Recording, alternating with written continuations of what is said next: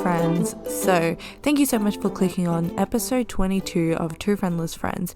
If you haven't checked out last week's episode, please do so. It'll be in the description box below if you're watching from YouTube, or if you're from another platform. I guess you can kind of just look back. But either way, thanks so much for listening to this week's episode. So, we're actually going to do something a bit different today. We don't really have anything in mind. We don't have a topic planned, and we're going to just kind of go off of whatever's in our minds, basically, which is going to be different, interesting, and hopefully we're going to end up somewhere fun. So we'd love if you joined us for this weird journey. But before we begin, we're going to do our regular weekly update and then get into our question. So Kelly, how's this week been going for you? So that interview I was talking about before happened on Tuesday, which is when we normally record, but because of that interview we moved it to today, which is Thursday. Uni started yesterday for me, technically, like my first tutorial of the term. That was interesting. Which tutorial was this for? Infosys. So it was actually pretty like chill. I thought there was class participation, but it was just attendance and homework. So that's fun. I don't need to participate. But then like, since every tutorial I've had like recently for my courses all had participation, I noticed like very distinctively, especially because it was in person, the awkward silence when participation isn't compulsory.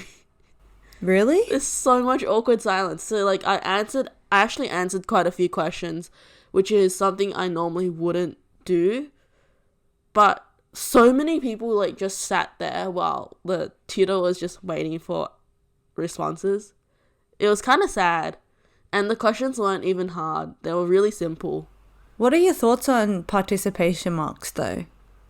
I think it's not the best, because I feel like last time I did participate like so much, but I was so limited because my tutor felt like my tutor would literally look at me because I answered so many questions. She would just try and like pick someone else, because there were so many people without participation marks at all. Like they were probably sitting on very low marks, but that also meant that I couldn't get that many marks. Right. Okay. Yeah. Like it also meant that I didn't participate as much. So it's really unfair in that sense, because there's not enough chances for everyone to participate. But it's like the people that can participate, sometimes the tutor has to ignore. Oh, yeah, so that other people get more chance. That's what happened to me too. And like, half of me likes it because for me it's easy marks. But I know that there are some people who just don't like talking, but they learn best just from listening. And that's fine too. But then now they're losing like 10% of their grade just because they don't want to speak up. Like some people just have like anxiety, or they're just not comfortable. I'm just someone in between. I don't usually ask questions like you do, but I don't exactly like hate answering questions. I'm okay with it. I just prefer not to. Do you think it lowers the incentive to participate in classes that don't have participation marks? Yeah, definitely. Because I think like more people are the type to just not answer than those that are willing to answer. And also I think class participation definitely motivates me to stay on top of the content, because it means that I have to know my stuff to participate. I guess so. Unless I'm just asking really dumb questions that are like answered by the textbook. That's the only thing about class participation that I find really, really helpful. So like I have a feeling that this term I will be up to date with content because all of my classes have participation marks. Oh, okay. I haven't actually checked my ones. I don't think we do. I have no idea, actually. Okay, but let's go back to your interview. How did that go? I'm still not gonna say the company, but I think I was so nervous for the first one. I think I was shaky, and I'm really grateful to the interviewer because he was really, really nice. And he kind of walked me through, like, all the process of the interview, how it would be like before we even started. And I think he could tell I was, like, nervous and shaky, so he was, like, extra nice. And I was really grateful. But the second interview, because it was two 45-minute interviews, and the second interview was... the quality of the call was really low. Like, I think he was very far away from his microphone, so I could hardly hear what he was saying. He had to repeat himself a lot, and he had a very thick accent as well. So it was a lot harder for me to understand, but I got through it, and he said my code was good, so thank you. And Okay. well, like, afterwards I realized I made a really dumb mistake in my code for both, because both questions was kind of similar, and I don't think that would, like, be a disqualifying factor, but it was just, like, now I just keep thinking about it, and, like, if I do fail, I think it will be because of that, because I don't think I did anything else wrong. Well, we'll see in maybe a week's time. Yeah, probably a week or so, hopefully. I mean, I think it's longer than that, but the next, like, process is in a week.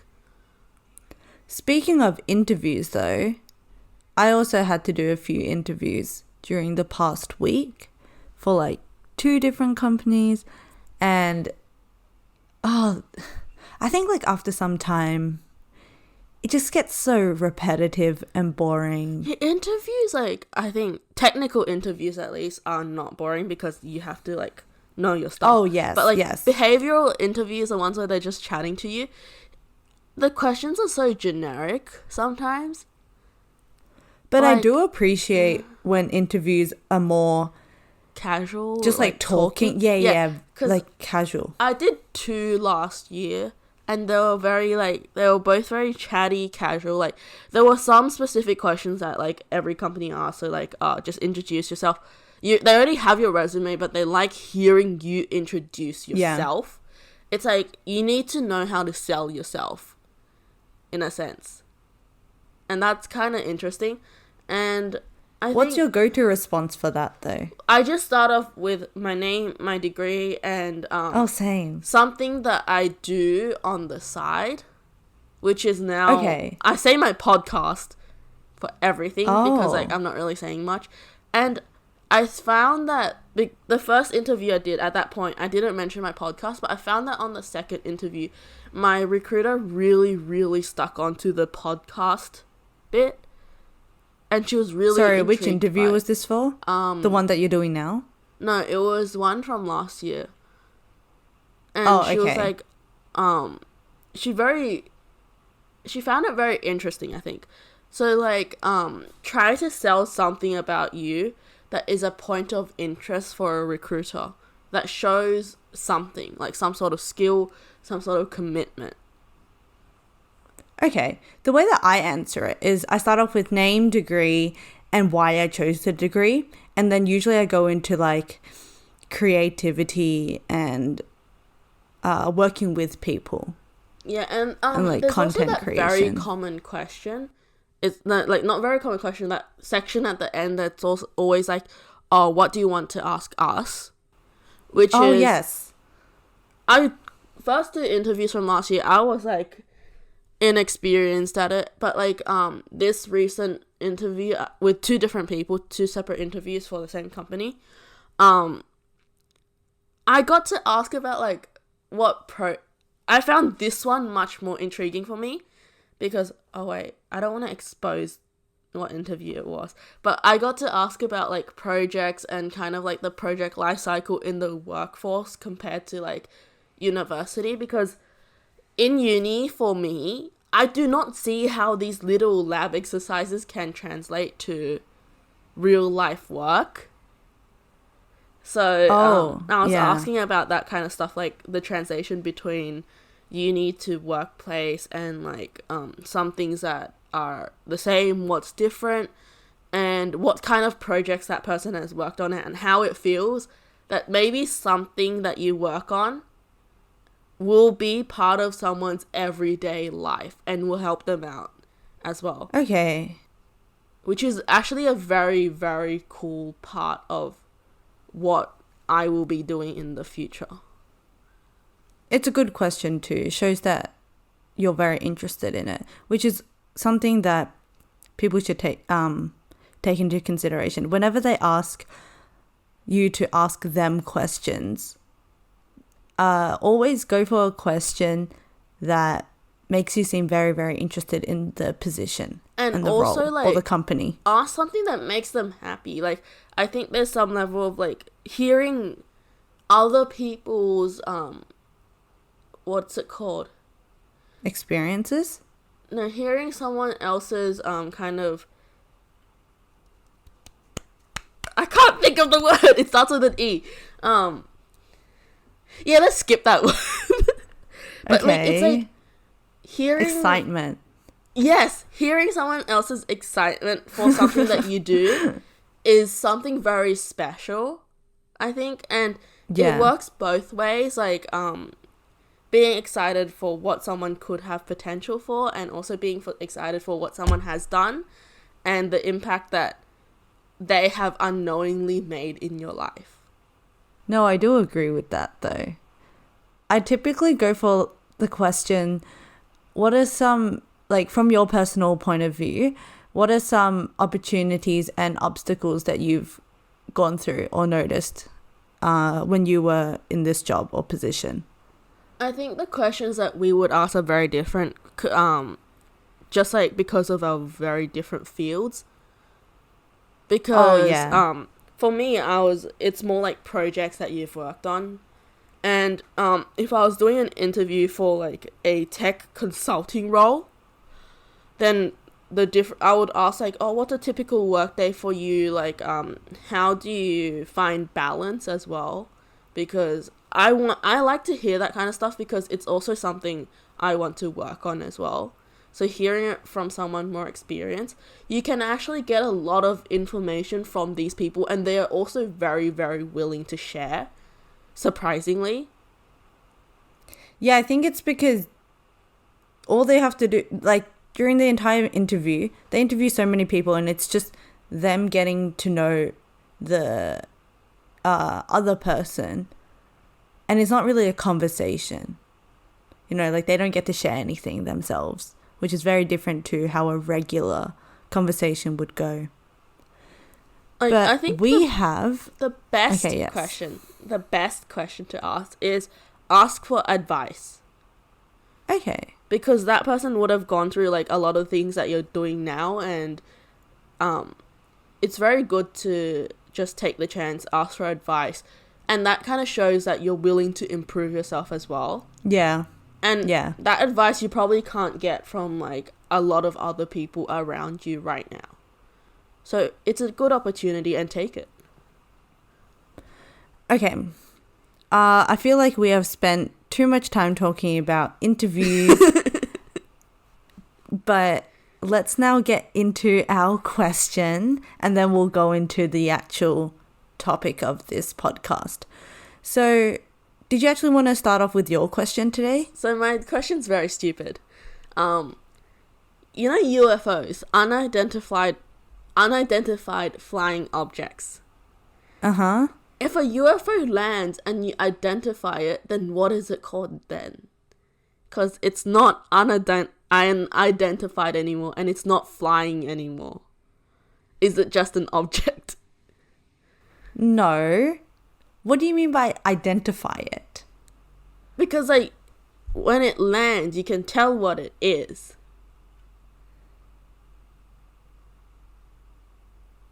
Okay. But it's still like... It's no longer foreign really... to us. It's not unidentified though. But it doesn't... like, it's not... It can't be called a UFO anymore because it's identified. Well, when I think of identified, I think like putting a name to it. Like if it was a plane and it lands and you're like, oh, wait, that's a plane going to Brazil. And then no longer is that a UFO. But if it lands and then you see that it's some weird shaped like But you'll flying eventually object. identify it because you'll investigate and you'll give a name to it if it's a brand new thing. Okay, sure. And then once you give a name to it, then it's no longer a UFO. It is now a whatever name you gave it. But isn't it still a UFO? Because I feel like UFO has become so synonymous with spaceships that like I think we've forgotten that it's like what it signifies. It's a very dumb question. Yeah. I think like when people think of UFO, they just correlate it to aliens. Yeah. So it's like whatever kind of ship an alien is using, that's called a UFO. It's not really an unidentified flying object. Probably most people don't even know that UFO stands for that. So then like, do you think aliens exist? I do, but I don't think it probably isn't how media portrays it. Like not like some green 3-headed creature, but I think there's life outside of the green with the very like slanted eyes and the 2 like antennas. Yeah. And the really like sharp face, like round top and sharp face. Yeah. Sharp I think chin. there's life outside of Earth though. Definitely, I do think so too. Yeah. But I have a feeling that we won't discover it in our lifetime. Yeah. Or maybe they're cool. like they have visited us and they think we're too dumb and they left. It's so interesting though. Because it could have like they could be within us as well. Like they could have blended in. Yeah. Okay, That's true. This is too strange. Don't know what to think about. But my question for you today is, what are your thoughts on ghosting? I think there are times where it's appropriate to ghost. And I have a few stories on ghosting. I don't know what my complete thoughts are. I don't think I've ever been completely ghosted before because I feel like it was more of we both kind of just trailed off and never talked to each other again instead of like completely ignoring someone. I've been ghosted a few times, but none of them have really like it didn't really matter, I think, because you ghosted someone recently too. Yeah, I'll go into that story. I don't know how many people, maybe like most of the people that have ghosted me, it never really hurt because I wasn't like too invested. And some of them weren't even like romantic kind of things. Yes, but I did ghost someone recently and okay, I feel like I don't typically like ghosting. Like I understand it. You were so reluctant to ghost. But I mean, like, and I then had you got to. to a point where you had to. Okay, let me explain what happened though. So there's this person that they might be listening. Probably not. Hopefully, I doubt it, but hopefully it doesn't matter. You already ghosted. If he does, at least he can hear why I did it. So we met online, and honestly, I don't think we ever really connected and clicked. But I'm the kind of person who kind of just continues the conversation anyway. Like, if it's... It wasn't that he was super, super dry. And, like, there was still stuff I could respond to, which is why I continued the conversation. And so, like, we would kind of talk here and there, but I was never the one to initiate any conversations. And I guess this is, like, a follow-up question. Do you think it's okay to talk online but not really want to meet in person? I think there is a kind of like criteria-ish that someone meets to be able to have me like want to meet them in person. Because if they're too boring, then like I feel like I wouldn't want to meet them, because no matter how interesting they are in person, especially in like the now, we're probably more likely to talk to them online most of the time. Like, I talk to you online most of the time. Yeah. We don't see each other that often. So, But like, I feel like it's very important for someone to remain interesting online. Yes, but I also think that there are a lot of friends that I have that we don't really text, but I know in person will be fine. Like, it won't be weird or awkward. And I think those kind of relationships do work if you initially met in person, though. So if you already got to know who they are online, I think, and they're really boring, I think there's kind of I think if you don't find anything like remotely interesting, there's no chance in person anyway. Like, we didn't even have any similar interests at all. We never got into any conversations other than very surface level things, like stuff that I would just tell anyone. Like, oh yeah, I have a podcast, I'm studying right now, like very, very basic stuff. And so like, and we never really talked regularly anyway.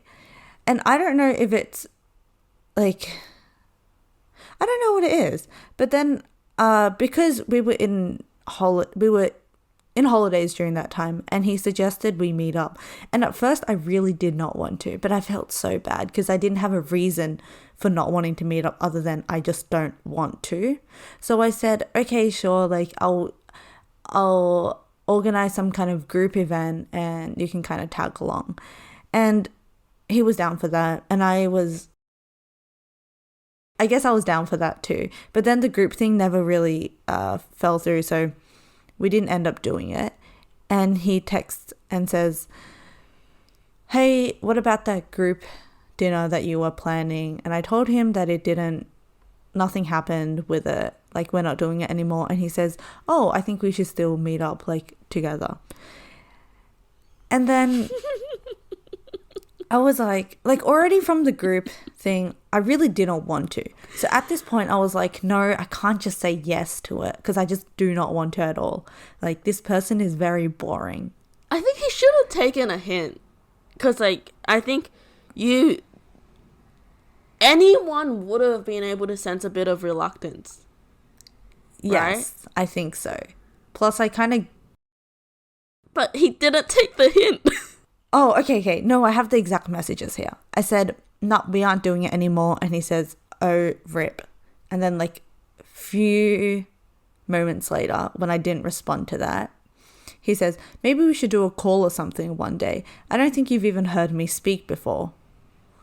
Wait, is he double texting? I guess we can call it triple at this point.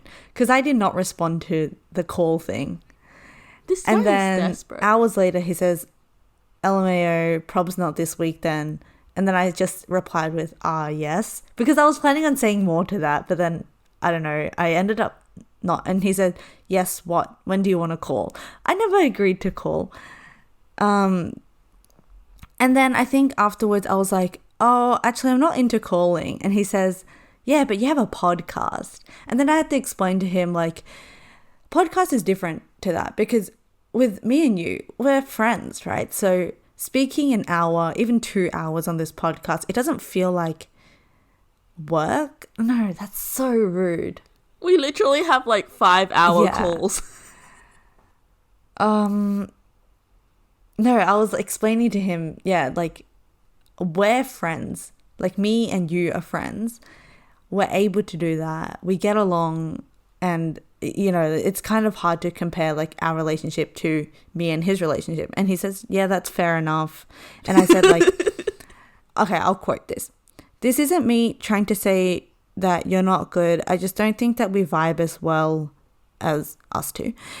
We haven't really had conversations that other than like surface level stuff, which is cool, but it also means that we probably aren't that close. And then he says, all right, I get you. I don't mind opening up to you. But I get what you mean when you say that we don't vibe. We don't really talk to each other that much. And I was like, it's not really about opening up though. It's kind of about like just the vibe. I don't know how to explain it, but you understand what I mean, right? Yeah, it's the vibe. Like, I think there's no real way to explain it, but it's like, it takes a bit of effort at first with like chatting, because even with us, we didn't like vibe at the beginning. It's kind of like a time thing. There's still like, oh, there's a bit of like tension. We don't know each other yet. But then you kind of get to a point where you just keep talking unknowingly, and that's when you're like really vibing, and that's when you like become proper friends. And I think there's like a barrier that you have to break out of in terms of being able to talk to that person about like other things outside of like what you have in common as well. But it should never be forced, because once you get to that feeling of like, oh, I have to think about what to say to them. Like, I mean, for example, us two. Like, yes, at first we didn't really talk outside of the group chat, but then eventually we did. But I don't think it was ever like, oh, I think we should try to get to know each other more by talking outside of the group chat. It was kind of something that just happened. It was just like, oh, we were flooding the group chat, so maybe we should talk individually.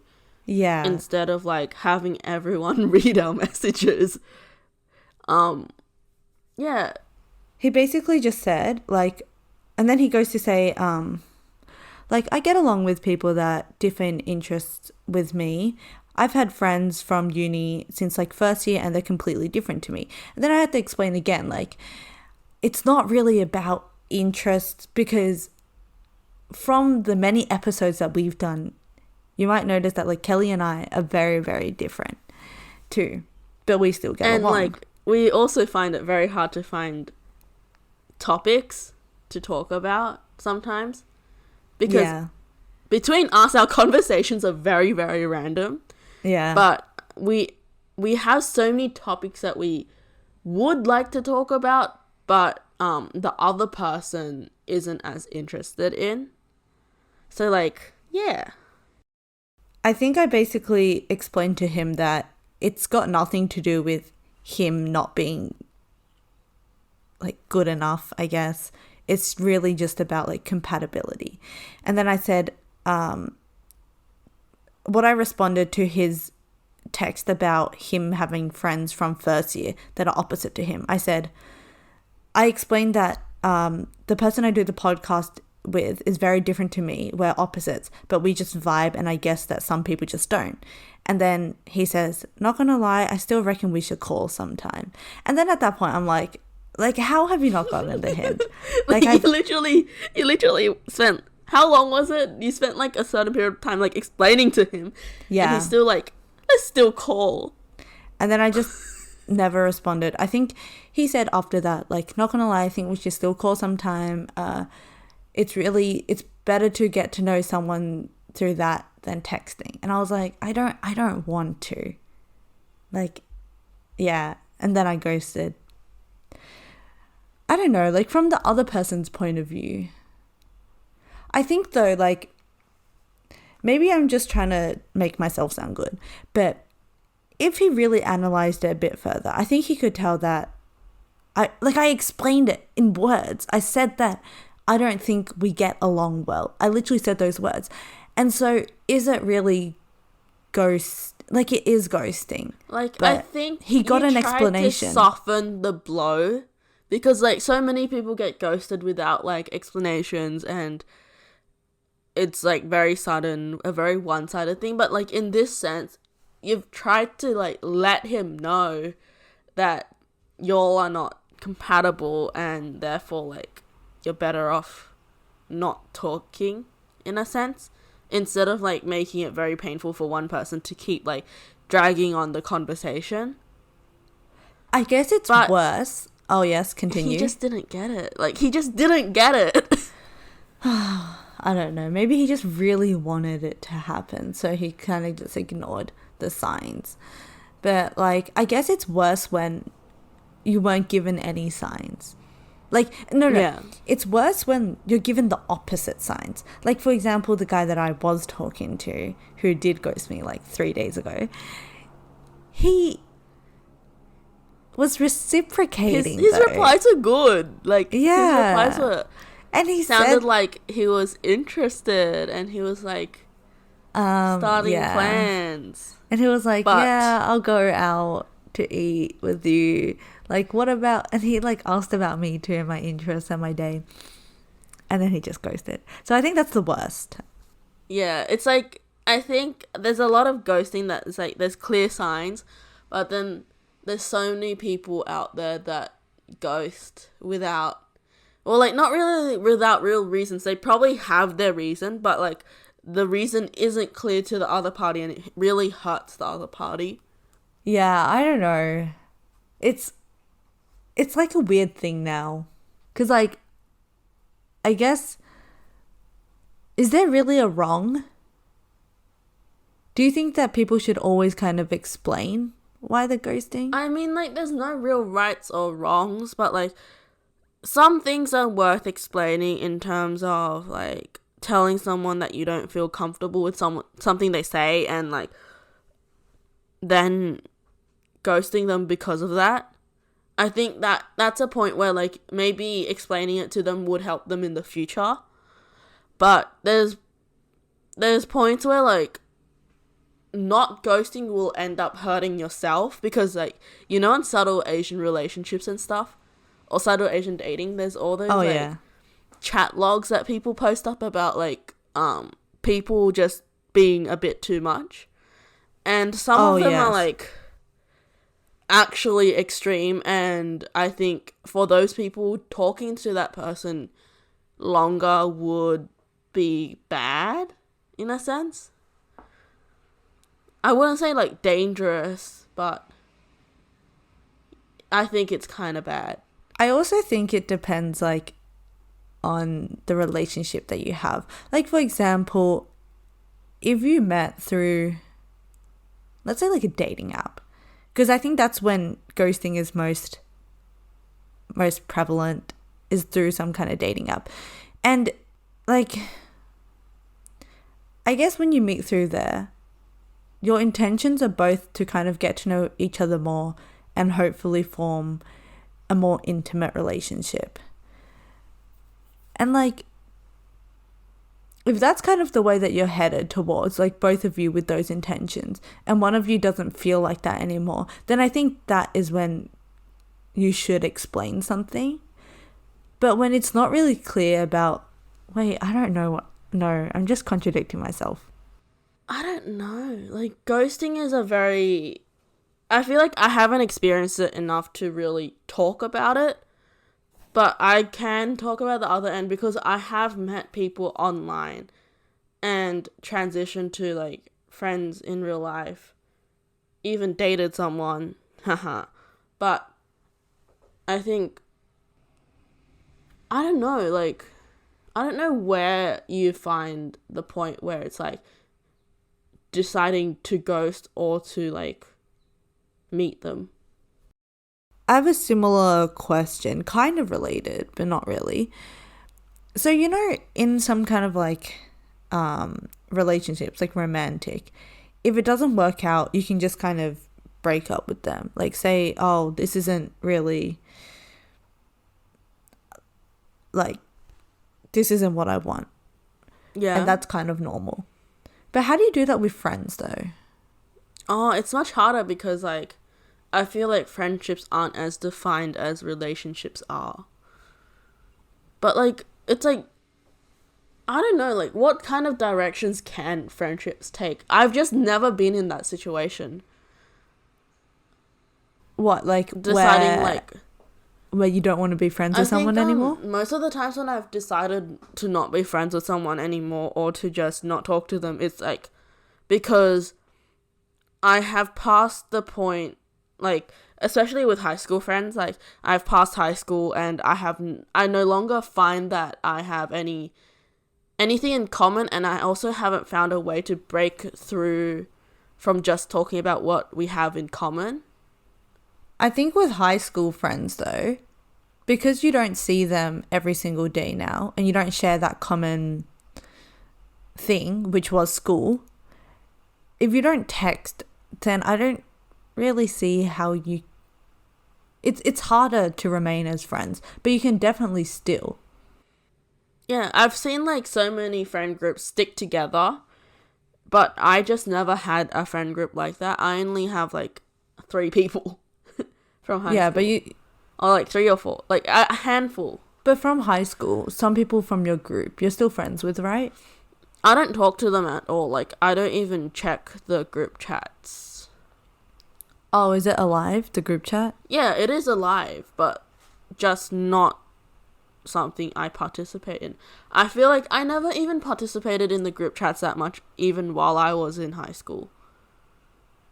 Oh, okay. I basically just talk to myself on the group chat because my group chat from like high school, I don't...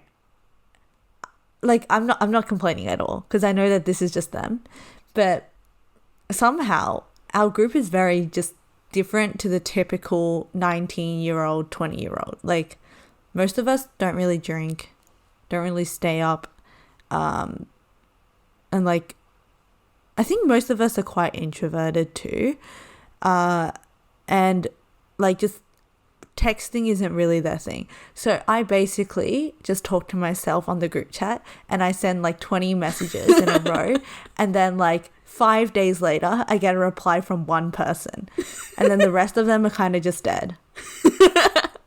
That's kind of sad though.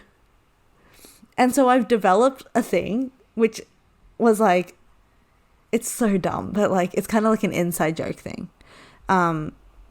Whenever I want to get their attention, I send like a bunch of emojis, and so that's on their notifications, and then they'll be like, whoa, like what is this? This is kind of different. And then they click on it, and then they have to see what I wrote. Although in my head that's how it works, but it never happens because literally none of them are ever online. But it's actually fine because we end up like seeing each other. We get along well in person anyway. There's so many people that I kind of want to reconnect with, but I feel like I no longer have anything in common. But like, I don't know, it's like there's so many people that I still support and like still support me in like social media. Like, we kind of keep up with each other's lives in that sense, but we no longer talk, which is, I think, is more and more common now, and it will be more and more common as we go on, because especially when like everyone starts going to the workforce at different times and also working at different companies. I mean, I think it's so cool that we do have social media to keep ourselves in touch with them. Like, just... Yeah, because I've noticed that with like my parents, they don't have that as much. Yeah. Are they still in touch with like any people from their childhood? My mum is. Like, they don't really talk as often. They don't really talk that often in general, but they do randomly catch up. I think my mum is like, she has a couple work friends that no longer work with her, but they still talk online, but their schedules are so busy that they don't really have time to meet up outside of work. Just not even outside of work because they don't work together anymore, but they don't have time to meet up. You know, that's kind of like... And that happens a lot. A random fear that I have, which is not having friends when I'm an adult. Like, actually getting a full-time job. I'm actually so scared because my dad is like that. Oh my gosh, same. Like my dad, like you literally... were explaining. He doesn't contact friends. He has a couple, but he doesn't contact them. He doesn't initiate plans. And he just doesn't socialize at all. He doesn't go out. He's always at home other than when he's working. But the worst part is he kind of also expects that from my mum because he's so lonely. Oh, like, he kind of right. expects that we're all there for him as well, but like, we do have time outside of our families, and we do have people outside of our families. Yeah, I think like the contrast between my dad, like you were explaining that, and it just reminded me of my family too, because my dad is very similar to that too, and my mom is also similar to your mom, because my mom has like a few friends here and there, and a lot of them are family friends. Why do I feel like this is a dad thing? Possibly. Maybe. And like, he also says that like I have a lot of friends, and like, why am I always going out? Like, how are you always going out with different people too? Oh, like, I don't really go out with different people because I think it's literally been instilled in me, like, back in high school, you know how we have like holidays every like 10 weeks. It's a 2-week holiday. I think I would always limit myself to only going out once in those holidays because my parents wouldn't like it when I went out a lot. And I also found it really, really hard to ask them for money because I didn't get an allowance. It was just when I need it, I asked for it. But I found it really, really hard. Even now, I don't ask my parents for money. Like, when did you stop? Huh? When did you stop asking? Well, like, I used to, like, ask them for money when I went out just to pay for food. And then, like, I'll have to report to them, like, give them back the change and tell them, like, what I spent it on. Okay, right. And then, I think year 12, I was doing it a bit less. Like, I was asking for less money because I had my own money that I saved up myself that I would spend a little bit of every time I went out. But I didn't have any income. So I hit uni, right? And that was when I started getting youth allowance. And that was when I stopped asking my parents for money. I paid for my own public transport. The only thing that they pay for is like bills and groceries for the household. While everything that is like just purely for myself, I pay for myself. Like my tech, my own like snacks that I buy from Woolies on my own. Literally my transport, my clothes, I pay for myself. Do you think this has kind of led you into some like money saving mentality? Like, oh, I have to save because... No. I am a spender. My brother is the saver. I feel like every single, like, if you have like two siblings... wait a second. If you have like two siblings, it's usually one's the opposite. Wait, yeah. Okay. I never noticed it. I don't have two. I have 3. You have 4. You have 3, like 4 kids total. Yeah. 3 siblings. Do you have like 2 spenders and 2 savers? So definitely my younger brother would be the spender. You know, ever since he got into like online shopping, he's now 15. Ever since like he learned what like Taobao was and AliExpress and all of these Chinese websites, he's like, whoa, it's so cheap. And then I'm pretty sure my mum was saying like last month together they spent like $500 on that. And then she was like, how did we spend so much money all together on it?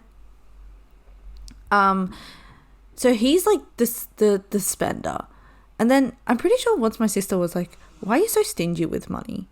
And like, maybe it's because I grew up, I don't know. Like, how is it that... So do you think like your oldest brother is the saver and then your sister is the spender and you're a saver and your younger brother's a spender? But my sister's not even that much of a spender. Like, she spends on like... Is she stingy, like, in terms of like not willing to spend? No. Because I don't think so.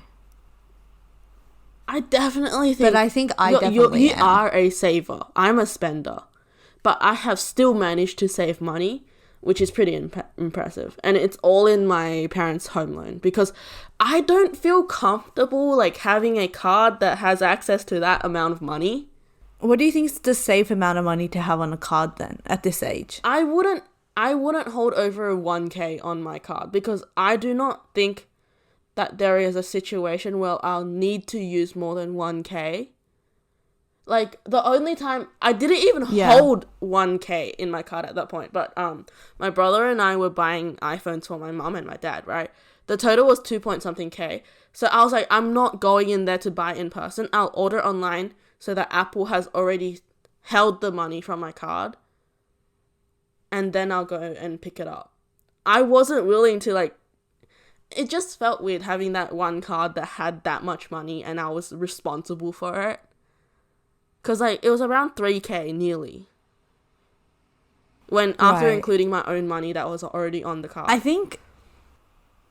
I mean, yeah, that's true. I don't think there's ever any kind of purchase I'll ever need 1K for, like, spontaneously. And if I wanted to buy something over 1K, I can just, like, get the money from, like, transfer over. I probably won't because earning interest, so I don't want to withdraw. But I did it once and then my dad he was like, wow, you just lost, like, $10 in interest. I haven't taken any money back out from the home loan. So I haven't like lost, I don't really earn interest.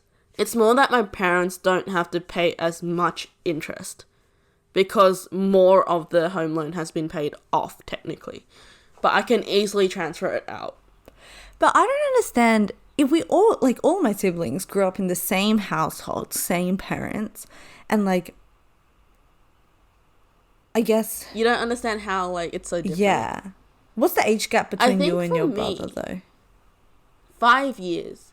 So, I think for me, my brother's very, very stingy. But does it make sense? Because of the situation he was in when he was growing up? I think, like, when he was growing up, my parents were definitely in a less financially stable position than when I was growing up. And also, like, I think because he's so much older, I think when I was growing up, there were like a lot more family friends that were older than me. And I got so many hand-me-downs that I've like kind of grown up with an abundance of things. Like even if it's not like necessarily bought new from by my parents, I just had so many things and I've been used to that. And that's kind of led me to like also want more. Yeah. And my brother's definitely like, I think he grew up knowing that money was tight and he would have to save. I don't know, but I think it's just a difference in personalities too. Because, like, I'm always online shopping. Like, not necessarily checking out. I feel like personality doesn't have much to do with it. Or maybe it does. Like, maybe if you value popularity and you think that to get there you need to dress a certain way, then I guess. I definitely did feel that at some point, but now it's more like I kind of like stuff and I want it. Like, I like fashion. I like looking into like what people are wearing. I like even watching dramas, I noticed something. I was like, oh, I like that. That's kind of pretty. And then like when I just scroll through the internet, I see ads like things are similar from like certain brands and stuff, and I gravitate towards that as well. I don't think my brother has that kind of exposure to fashion and stuff like that. With the like 20 red shirts. he's on the I didn't tell you, he's on the navy shirts now. This is because so interesting red shirts are dead to me. Like, I can't, like, he just bulk buys shirts. Okay, wait, do you want to explain it? Because it's actually very interesting. So, like, it's all started when he was in America, when he was on exchange. And I think he was just at some store and he just bulk bought brown shirts, like a dozen brown shirts. Like the exact same one, right? And he just started wearing them. Yeah, it was like the exact same one. They were all brown. Like, he didn't even choose a pack that was like multicolored. They were all brown. And then like he came back and they started dying, right? And he was like, wait, I need new shirts, but I'm not bothered to pick out individual ones, so I'll just bulk buy again. And he bulk bought a dozen red shirts. Some of them was 13, some of them was 12 shirts. But I'll just say like a dozen red shirts, a dozen black shirts, and a dozen white shirts. Plain t-shirts. To be honest though, if you're on rotation, I feel like... No, he wasn't rotating between the colours. He was wearing I know. But if you're rotating between the same colour, I feel like 5 is already plenty. Oh no, like he wears them to sleep too. So like he wears one to sleep and then he changes out of it and wears a different red shirt to work. Oh. So like it's not even him being lazy with changing shirts. He changes shirts so often. Because you know sometimes like do you ever wear stuff like multiple times before you wash it? Because it doesn't like you haven't worn it that long, or like it doesn't like have a smell yet. It's still like relatively that's so it's still interesting. relatively clean, like especially with hoodies for me. I wear them for longer. Especially like when like I wear shirts underneath as well. Oh yeah, same. But my brother's just changing them like around every single day. 2 shirts a day. 1 for sleeping, 1 for going out. And he's on his navy shirts now, but like doing the laundry is so funny. Yeah, that one photo that you showed Lucy and I. Like I did that on purpose. Like I actually like hung them all up together on purpose. And my mom was like, "Kelly, what are you doing?" I was like, "I'm doing it for a photo." It's I don't know. It's funny. And I've never heard anything like this before. And you know what though? You know, everyone asks if my brother changes shirts, but they don't ask my brother, they ask me. Like my cousin was like, "I swear I've seen Alan in that shirt so many times." I was like, "Oh no, it's a different one. He has 12 of them." And yeah, they very just look different. at me like you and your brother. confused. I think I've gotten very into fashion, and I think partly because of you. Not like in my mind I've gotten into fashion. I haven't changed my wardrobe at all. But like I notice a lot to do with fashion. You know what's funny? So my brother started working, right? And like he was wearing red shirts all the time. And red shirts, it's a bright red. And it's not really a color that people normally wear. So like a lot of his co-workers were like, "Alan, are you changing shirts?" And he's like, "Yeah, I have like 12 of them." And then because they were starting to like have holes in them, he recently bought the navy ones, right? The first time he turned up to work in a navy shirt, everyone was staring at him. Ever since he started working there, how many different colors has he gone through? No, he did red last year and then navy this year. So he hasn't moved on to another color yet. And yeah, he only wears that one color.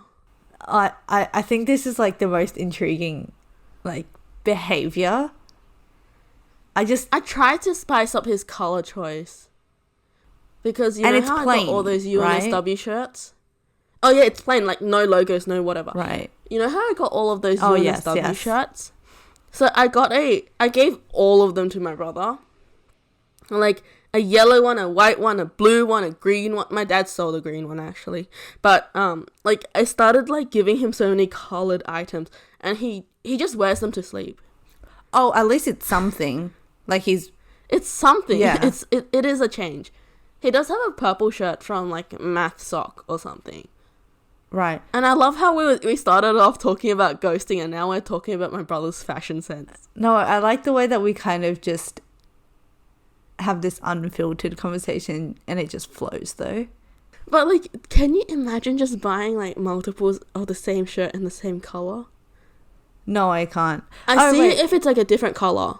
I do have t-shirts where I have like a grey version and a black version and a white version, etc.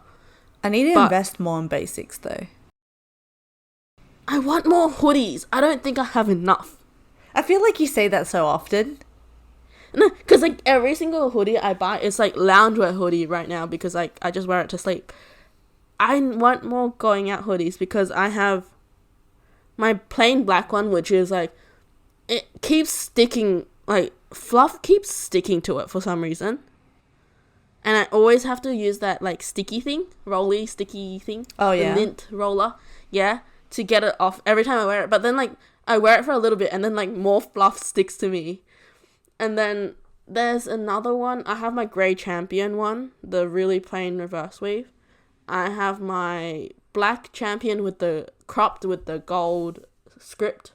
Oh yeah, I know that one. That's all my hoodies. Oh, and you sold your purple one, right? Oh no, I still have the purple one, but it's loungewear. I wouldn't wear it out. Okay. But I'm trying to sell it too. Yeah, if anyone wants to get some clothes, Kelly has a Depop account.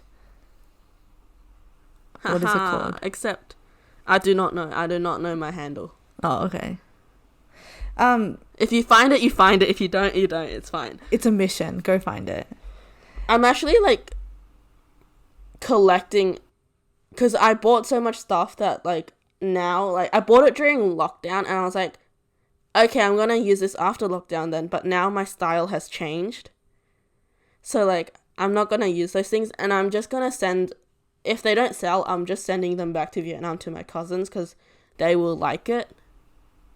And it's brand new. I've never used it. I just cut the tag so I couldn't return it. But we started this fashion conversation from our money spending habits, right? Yes, So I kind of want we to mostly spend on fashion. right. I think my biggest expense is food.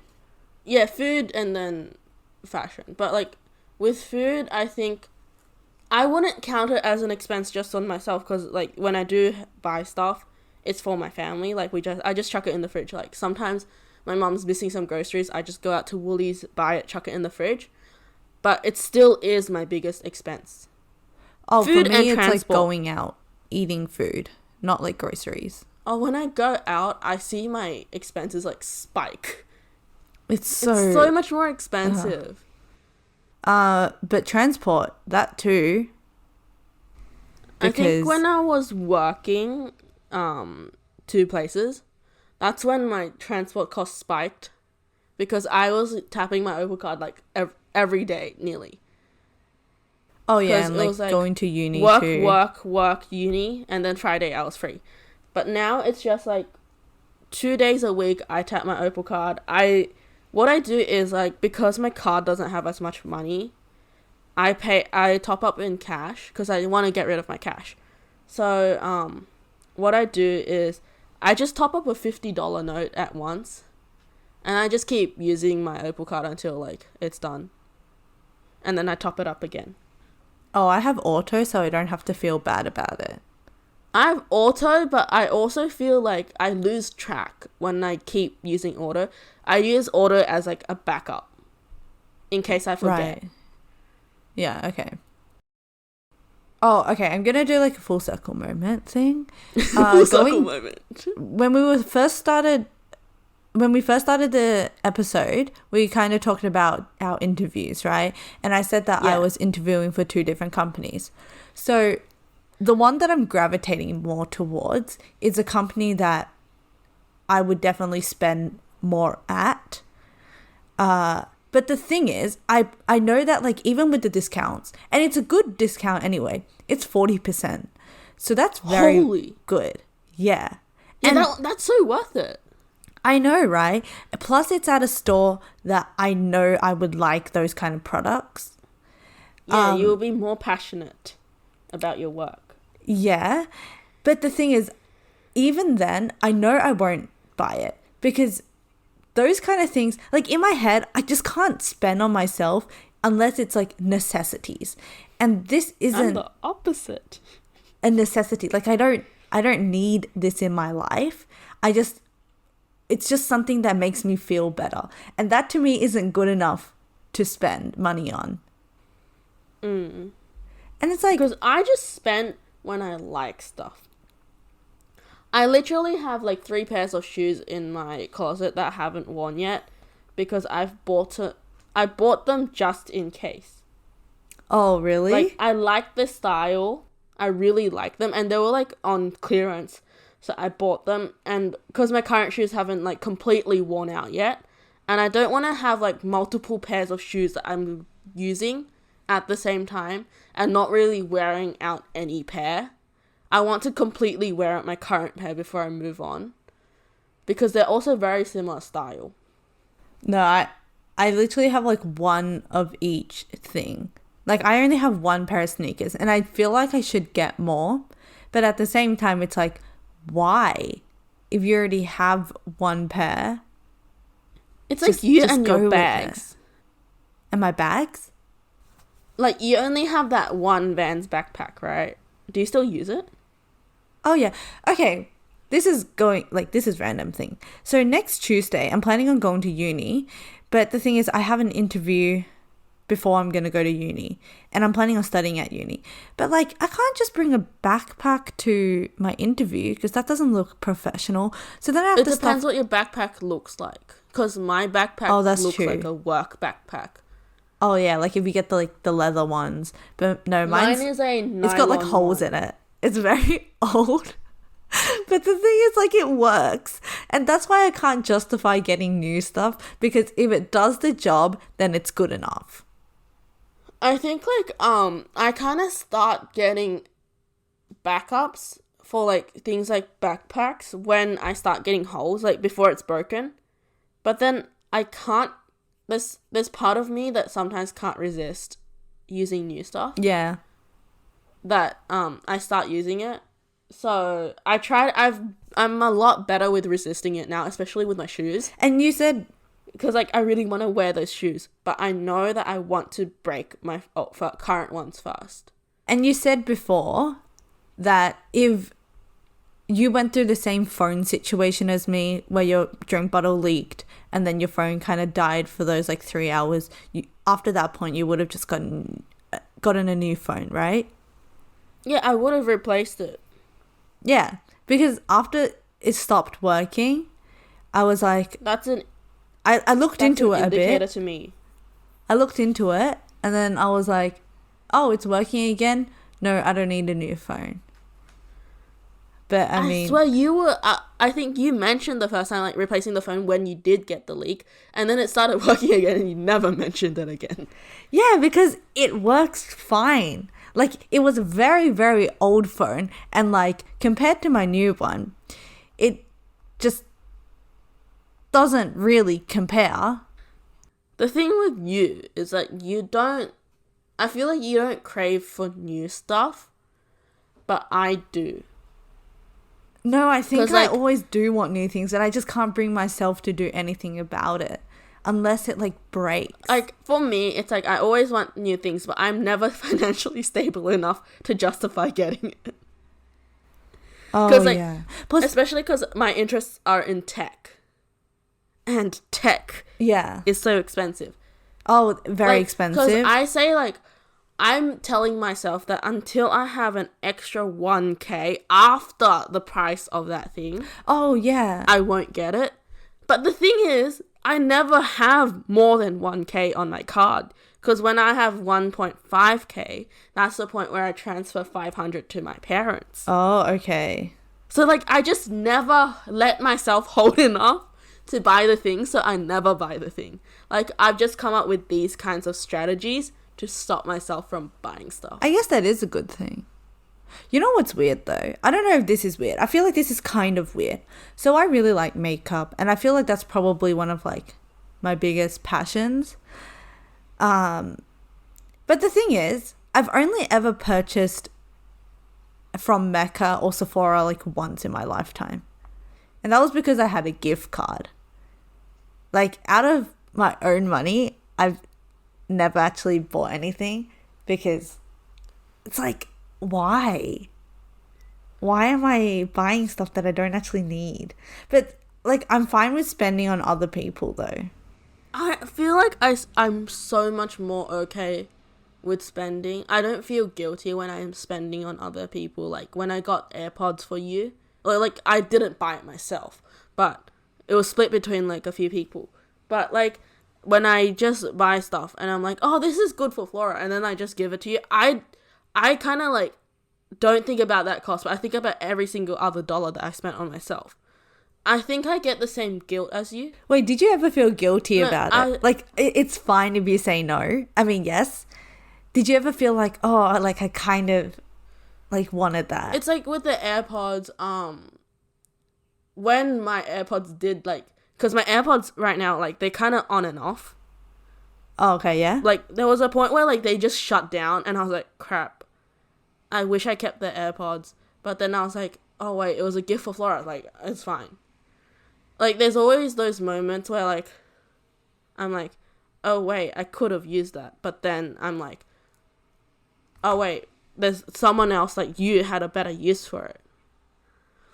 But I feel like, you know, when I buy stuff and I like, especially, you know, with my earring collection and how I unloaded so much of it to you.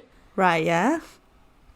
I'm like, I was so okay with like just ordering 10 pairs of earrings on AliExpress by justifying that it was for you. But when I was ordering for myself, I just kept like deleting stuff. Oh, that's kind of cute. Like I added to cart, and I was like, oh wait, no, I don't like these that much, and I deleted it. And I always only end up with like one or two. Yeah, like you've things. definitely filled most of my jewelry collection. Most of the earrings anyway. Or like you kickstarted it, and then my brother got me 2 pairs. So yeah. Yeah, I've noticed you like changing earrings like yeah, so like often, and before I'm like, I am proud of myself. before you came into my life, you know, I had those like one flower ones. Yeah, you wore them everywhere. Yeah, and then those were literally the only pair of earrings I actually owned, and now it's like, oh yes, I have choices now. Sometimes choices aren't that great. Yeah, that's also true. Because I think now, like, I've also, like, downsized my collection because I unloaded it to you. But I still, like, whenever I find it hard to choose earrings, I just don't wear them now. I want to, like, I don't know. Being your friend has really just made me spend more, though. Or, like, want more things. And which is a good and bad thing. And being your friend has made me spend less. Really? Has it? I feel like I have definitely spent less. Like that time when we just like impulsively bought the bag together. Oh yeah, and I haven't really used it much. Because all I said was, I want this bag, and you're like, okay, let's get it. And I was like, what? I guess so then. And then you were like, let's get it together. And I was like, okay, I'll get one too when I already have a nylon bag. Yeah. You know how like you have changed up your room a bit with the new desk and like cupboard and all that? Yeah. And then it like inspired me. Like, what if I then got a vanity in my room and now I really want one? And like, I've never considered changing up my room ever until you're just like, oh, let me change up my room. And then I feel like it's okay if I do it too. Because I haven't changed my room in 10 years. And I was like, yeah, this isn't serving me anymore. I don't need this. I don't know. It's just like a lot of money that I have but I'm not willing to spend. Changing my room did cost me a lot because I bought my monitor. I didn't buy my table because it's the old dining table. But I had to buy like I had to pay for the wood for my cabinet because we built it. Oh, but you that built was pretty it? expensive. Yeah. My wardrobe and my like shelf thing on the side of my table, I built both with my dad. Oh, I thought it was like the IKEA ones where like you build it. We built it ourselves. Like we got the wood cut. Like with the wardrobe, my dad got it cut at work, and he paid for that one. Oh. But with the shelf, we measured out, we designed it, we built it. We got it cut at Bunnings. It was like $1 per cut. Wait, is that cheap? Well, like, the thing is, it was 8 cuts, but then the girl was like, I'll round it down to 5, so it was only $5 for, like, cutting it. Okay. So, like, it wasn't bad. I feel like it did end up being more expensive than buying my one from IKEA and just building it. But I also feel like the ones from IKEA, I couldn't find one with the dimensions I needed. Yeah, because I'm finding it hard too for the vanity. That's my issue with so many pieces of furniture. It's so hard to find it in the dimensions that you need. It's always either too big or too small. And we're deviating so much. What are we even deviating from though? I don't know. Like, what are we even going to name this episode? I don't know. That's gonna be a problem for us in 2 days. Yeah, okay. Anyway, though, we are now at the past the 1 hour mark. We might like wrap things up. Yes. So if you like the episode, give us a like so that YouTube can recommend it to more people. Share our share our podcast. Leave a review on Apple Podcasts. I saw a review recently because I was on Apple Podcasts. Wait, really? We got 5 stars. It was no text. It was just the rating. 5 stars. Thank you to whoever that was. That's I kind of love cute. you. Thank you. Remember to rate, review, subscribe, have your notification bell on. Follow us on Instagram. 2.friendlessfriends. What else is there? Follow us on whatever podcast platform you use. Download our episodes. Support us. And you sent that photo to me recently. We reached over 1,000 downloads on everything but YouTube, right? We've reached 1,000 downloads on like podcast apps and stuff like that. Yeah. YouTube, I think we're on like 1.5k views, but I feel like some of them are from me like accidentally clicking in and like YouTube counted it as a view. I do not know. Wait, isn't downloads the same as views? I don't know. Oh. I always just thought they were. But yeah. Thank you everyone for supporting us. Please continue to support us so that we can continue this podcast. Let us know too if you like these kind of random, unfiltered episodes where we don't really have a proper topic. Because I feel like we could record 10 of these no problem. Yeah. But anyway, we'll see you next week, Sunday at 1 p.m. Australian Eastern Time. Is it Eastern Time or Standard Time? I don't know. Is it not it's Standard Time right now. Australian Eastern Standard Time. Oh, yeah. Wait, there's also the AEDT. Which one? No, it's Australian Eastern Standard Time. Right now? Yes, and that's 1:32 p.m. When it's daylight savings, it's AEDT, right? Okay. Wait. I don't know. Like, someone tell me. I'll Google this after. You can just search it up yourself. Yeah, I'll Google this afterwards. Yeah, okay. Anyway, we'll see you next week. Thank you so much for listening to this week's episode. Bye. Bye.